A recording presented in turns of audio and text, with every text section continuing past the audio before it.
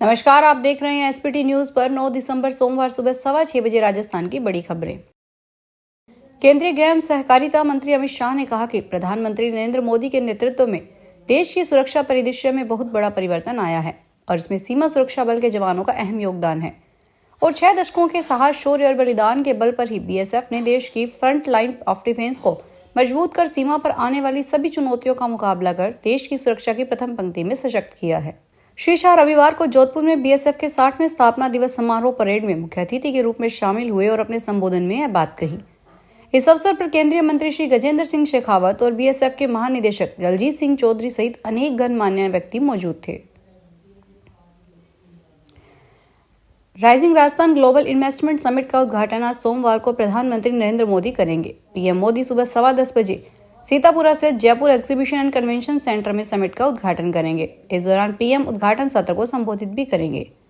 Summit में शामिल होने के लिए उद्योगपति गौतम अडानी रविवार शाम को जयपुर पहुंच गए। मुख्यमंत्री भजन लाल शर्मा ने सीएमआर में सभी उद्योगपतियों को स्पेशल नाइट डिनर पर भी इन्वाइट किया है। यहाँ सभी को राजस्थानी व्यंजन परोसे जाएंगे। उद्घाटन सत्र में देश के जाने माने उद्योगपति, केंद्रीय मंत्री, राज्य मंत्रिमंडल के सदस्य, 5000 से अधिक निवेशक, कारोबार और व्यापार जगत के अधिकारी, डेलीगेट्स और अन्य प्रतिभागी मौजूद रहेंगे। उद्घाटन सत्र की शुरुआत सीएम भजन लाल शर्मा के स्वागत भाषण से होगी। लोकसभा में नेता प्रतिपक्ष राहुल गांधी रविवार को एक दिन के दौरे पर रविवार सुबह करीब 7 बजे जयपुर पहुंचे।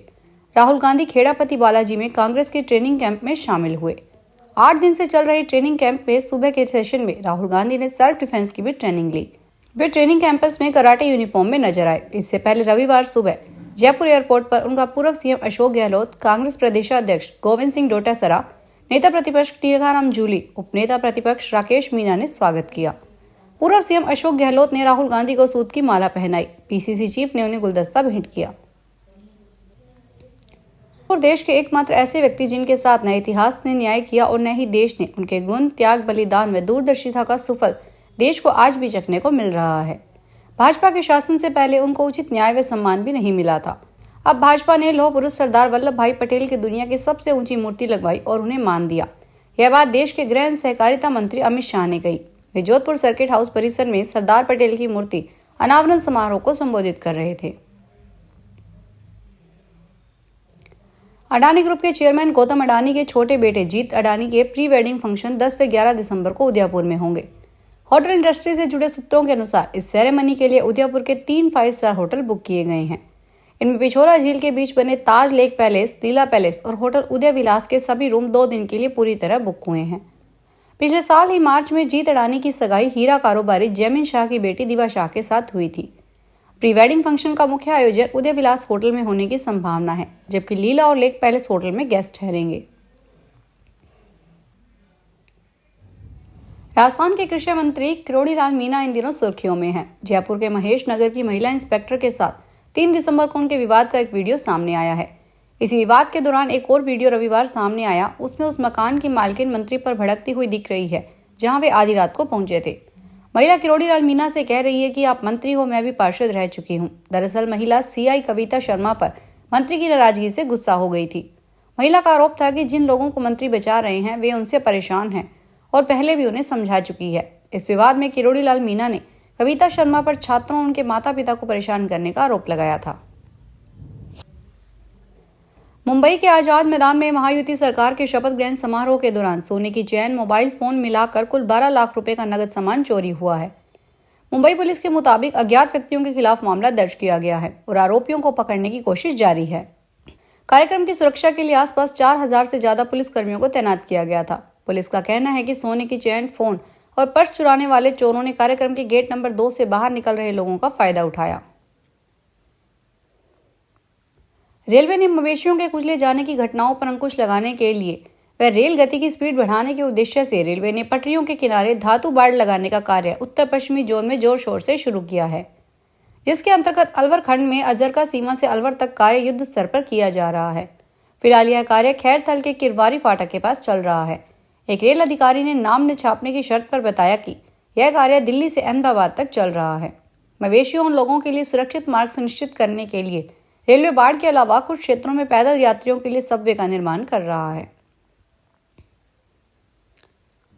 केंद्रीय मंत्री नितिन गडकरी रविवार को अमृतसर पहुंचे। यहां उन्होंने बीते 2 दिन से अमृतसर के रेलवे स्टेशन के पास बी ब्लॉक में चल रहे सहकार भारती का 8वें राष्ट्रीय अधिवेशन में शिरकत की। अमृतसर में यह अधिवेशन राष्ट्रीय अध्यक्ष दीनानाथ ठाकुर और राष्ट्रीय महामंत्री डॉक्टर उदय जोशी की अध्यक्षता में हो रहा है। सहकारिता को समर्पित सहकार भारती के राष्ट्रीय अधिवेशन में देश भर से 2500 से अधिक प्रतिनिधि भाग ले रहे हैं। नितिन गडकरी ने अमृतसर में संबोधित करते हुए कहा कि देश की ग्रोथ के लिए गांवों के किसान मजदूरों को समृद्ध करना जरूरी है। हमारे देश की ग्रोथ में से 12 से 14% ग्रोथ खेतीबाड़ी व सहयोगी इंडस्ट्री से आती है। 22 से 24% ग्रोथ मैन्युफैक्चर और 52 से 54% ग्रोथ सर्विस सेक्टर से आती है। पहले जब गांधी जी ने स्वाधीनता आंदोलन शुरू किया तो 90% आबादी गाँवों में रहती थी, लेकिन अब गाँवों में लोग नहीं रह रहे हैं। 30% आबादी गाँवों से निकलकर बड़े शहरों में चली गई। मौसम की मार से झुंझुनू जिले के किसानों की हालत खराब हुई।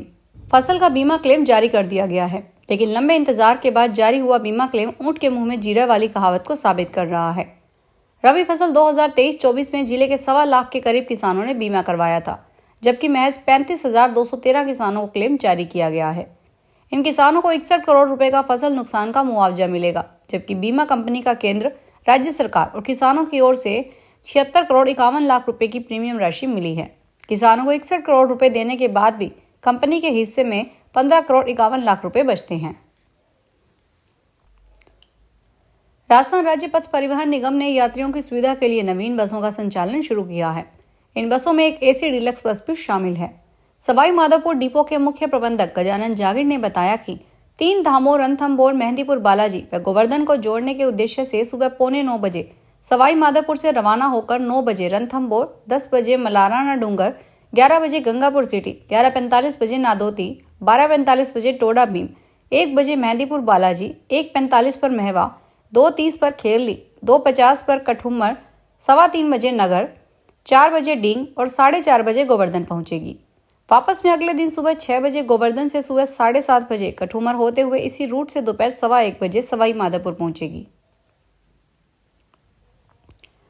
राजस्थान राज्य विधिक सेवा प्राधिकरण जयपुर के निर्देशानुसार डालसा सचिव हीना परिहार ने अंतःस्थित आवासीय वृद्धाश्रम का शनिवार को औचक निरीक्षण किया। यहाँ कई तरह की अव्यवस्थाएं मिली। औचक निरीक्षण में बहुत अव्यवस्थाएं मिली। आवासीय वृद्धाश्रम की उपस्थिति रजिस्टर में वृद्धों की उपस्थिति 21 अंकित थी, जबकि 11 ही उपस्थित पाए गए। इसके बाद संचालक व स्टाफ को दिशा निर्देश दिए गए। प्राधिकरण सचिव हीना परिहार ने वृद्धाश्रम के निरीक्षण के दौरान निवासरत वृद्धजनों को बेहतर चिकित्सा सुविधा होना आवश्यक बताते हुए इसमें किसी प्रकार की कोताही स्वीकार न करने की बात कही। वृद्धों का चिकित्सक द्वारा अंतिम चिकित्सकीय परीक्षण 17 दिसंबर 2022 को होना बताया। करौली में अग्रवाल समाज युवा मंडल के 8 साल बाद चुनाव होंगे। अग्रवाल समाज युवा मंडल अध्यक्ष और 10 सदस्यों के चुनाव के लिए 29 दिसंबर को मतदान और 31 दिसंबर को शपथ ग्रहण समारोह आयोजित होगा। अग्रवाल समाज के पदाधिकारी और निर्वाचन अधिकारी ने रविवार को चुनाव का कार्यक्रम जारी किया है। निर्वाचन अधिकारी रमेश चंद्र गुप्ता ने बताया कि सामाजिक गतिविधियों को बढ़ावा देने और संगठन को मजबूत करने के लिए युवा मंडल के चुनाव कराए जा रहे हैं। उन्होंने बताया कि मतदाता सूची का अंतिम प्रकाशन 17 दिसंबर को होगा। चुनाव लड़ने वाले प्रत्याशियों के आवेदन 17 से 18 दिसंबर, आवेदन पत्रों की जांच 19 दिसंबर सुबह 10 बजे और वैध प्रत्याशियों की सूची का प्रकाशन 19 दिसंबर शाम 5 बजे किया जाएगा। देवली से टोडा रायसिंह के लिए रोडवेज बस शुरू कर दी है। करीब 20 वर्षों बाद 40 किलोमीटर क्षेत्र के गांवड़ी राजमहल समेत 16 गांव बस सेवा से लाभान्वित होंगे। ग्रामीणों ने उपचुनाव के दौरान रोडवेज बस सेवा शुरू करने की मांग रखी थी। टोंक डिपो की रोडवेज बस देवली से टोडा रायसिंह के बीच 4 किलोमीटर मार्ग पर चलाई गई है, जिससे दौलता, खेड़ा, गांवड़ी, रूपारेल, कोकड़िया, बीसलपुर एम, राजमहल, कोटुंदा, भैरूपुरा, रामपुरा, चांदपुरा, साल्यागवास, गोलेडा, बगड़ी व बस्सी ग्राम जुड़ने से सुविधा मिल गई है। राष्ट्रीय प्लस पोलियो अभियान का सिरोही जिला स्तरीय शुभारंभ प्रमुख चिकित्सा अधिकारी डॉक्टर वीरेंद्र महात्मा ने एमसीएच विंग में नौनिहालों को पोलियो रोधी दवा पिलाकर किया। उन्होंने मौके पर उपस्थित सभी बच्चों को पोलियो की खुराक अपने हाथों से पिलाकर यह सुनिश्चित किया कि इस परिसर में कोई भी बिना खुराक के न रहे। इस दौरान पीएमओ डॉक्टर वीरेंद्र महात्मा ने बच्चों को पोलियो की खुराक पिलाते हुए बताया कि सिरोही पोलियो से मुक्त है, लेकिन पोलियो के खतरे को कम करने के लिए लक्षित 0 से 5 वर्ष तक के बच्चों को पोलियो की खुराक पिलाई जा रही है। फिलहाल बड़ी खबरों में इतना ही। ताजा खबरों को देखने के लिए चैनल को सब्सक्राइब करें। देखते रहिए एसपीटी न्यूज़। धन्यवाद।